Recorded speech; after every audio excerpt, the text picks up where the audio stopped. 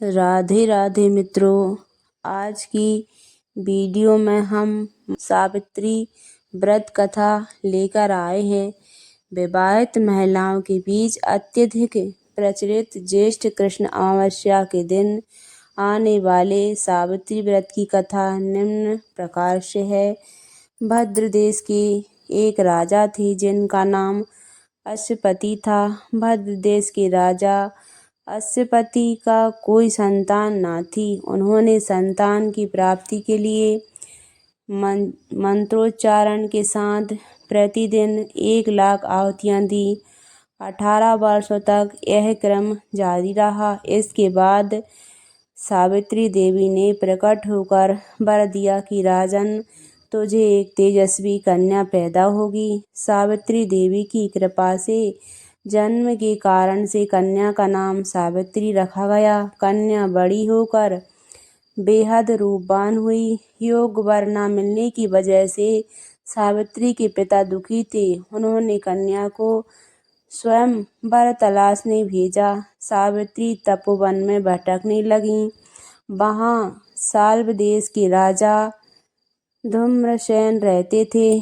क्योंकि उनका राज्य किसी ने छीन लिया था, उनके पुत्र सत्यवान को देखकर सावित्री ने पति के रूप में उनका वरण किया। ऋषि राज नारद को जब यह बात पता चली तो वह राजा अश्वपति के पास पहुँचे और कहा कि हे राजन, यह क्या कर रहे हैं आप? सत्यवान गुणवान हैं, धर्मात्मा हैं और बलवान भी हैं, पर उसकी आयु बहुत छोटी है। वह अल्प आयु है। एक दिन के बाद ही उसकी मृत्यु हो जाएगी। ऋषिराज नारद की बात सुनकर राजा अश्वपति घोर चिंता में डूब गए। सावित्री ने उनसे कारण पूछा तो राजा ने कहा, पुत्री, तुमने जिस राजकुमार को अपने वर के रूप में चुना है वह अल्प आयु है। तुम्हें किसी और को अपना जीवन साथी बनाना चाहिए। इस पर सावित्री ने कहा कि पिताजी, आर्य कन्याएं अपने पति का एक बार ही वरण करती हैं। राजा एक बार ही आज्ञा देता है और पंडित एक बार ही प्रतिज्ञा करते हैं और कन्यादान भी एक ही बार किया जाता है। सावित्री हठ करने लगी और बोली, मैं सत्यवान से ही विवाह करूंगी। राजा अश्वपति ने सावित्री का विवाह सत्यवान से कर दिया। सावित्री अपने ससुराल पहुँचते ही सास ससुर की सेवा करने लगी। समय बीतता गया।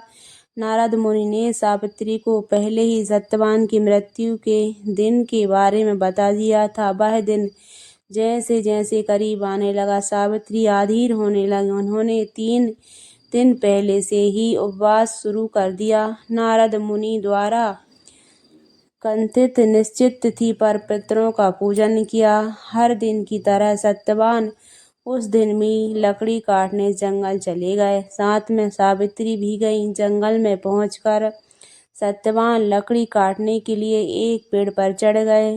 तभी उनके सिर में तेज दर्द होने लगा। दर्द से व्याकुल सत्यवान पेड़ से नीचे उतर गए। सावित्री अपना भविष्य समझ गई। सत्यवान के सिर को गोद में रखकर सावित्री सत्यवान का सिर सहलाने लगी। तभी वहाँ यमराज आते दिखे।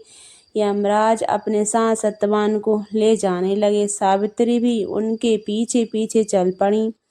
यमराज ने सावित्री को समझाने की कोशिश की कि यही विधि का विधान है, लेकिन सावित्री नहीं मानी। सावित्री की निष्ठा और पति परायणता को देख कर यमराज ने सावित्री से कहा, हे देवी, तुम धन्य हो, तुम मुझसे कोई भी वरदान मांगो। सावित्री ने कहा कि मेरे सास ससुर वनवासी और अंधे हैं, उन्हें आप दिव्य ज्योति प्रदान करें। यमराज ने कहा, ऐसा ही होगा, जाओ, अब लौट जाओ। लेकिन सावित्री अपने पति सत्यवान के पीछे पीछे चलती रही। यमराज ने कहा, देवी, तुम वापस जाओ। सावित्री ने कहा, भगवान, मुझे अपने पतिदेव के पीछे पीछे चलने में कोई परेशानी नहीं है। पति के पीछे चलना मेरा कर्तव्य है। यह सुनकर उन्होंने फिर से उसे एक और वर मांगने के लिए कहा। सावित्री बोली, हमारे ससुर का राज छिन गया है, उसे पुनः वापस दिला दें। यमराज ने सावित्री को यह वरदान भी दे दिया और कहा, अब तुम लौट जाओ। लेकिन सावित्री पीछे पीछे चलती रही। यमराज ने सावित्री को तीसरा वरदान मांगने को कहा। इस पर सावित्री ने 100 संतान और सौभाग्य का वरदान मांगा। यमराज ने कहा, इसका वरदान भी सावित्री को दे दिया। सावित्री ने यमराज से कहा, प्रभु, मैं एक पतिव्रता पत्नी हूँ और आपने मुझे पुत्रवती होने का आशीर्वाद दिया है। यह सुनकर यमराज को सत्यवान के प्राण छोड़ने पड़े। यमराज अंतर्ध्यान हो गए और सावित्री उस बड़ वृक्ष के पास आ गईं जहाँ उनके पति का मृत शरीर पड़ा था।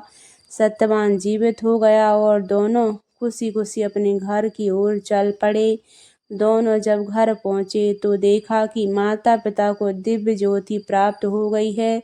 इस प्रकार सावित्री सत्यवान चिरकाल तक राज सुख भोगते रहे। अतः पतिव्रता सावित्री के अनुरूप ही प्रथम अपने सास और ससुर का उचित पूजन करने के साथ ही अन्य विधियों को प्रारंभ करें। वट सावित्री व्रत करने और इस कथा को सुनने से उपासक के वैवाहिक जीवन या जीवन साथी की आयु पर किसी प्रकार का कोई संकट आया भी हो तो वो टल जाता है।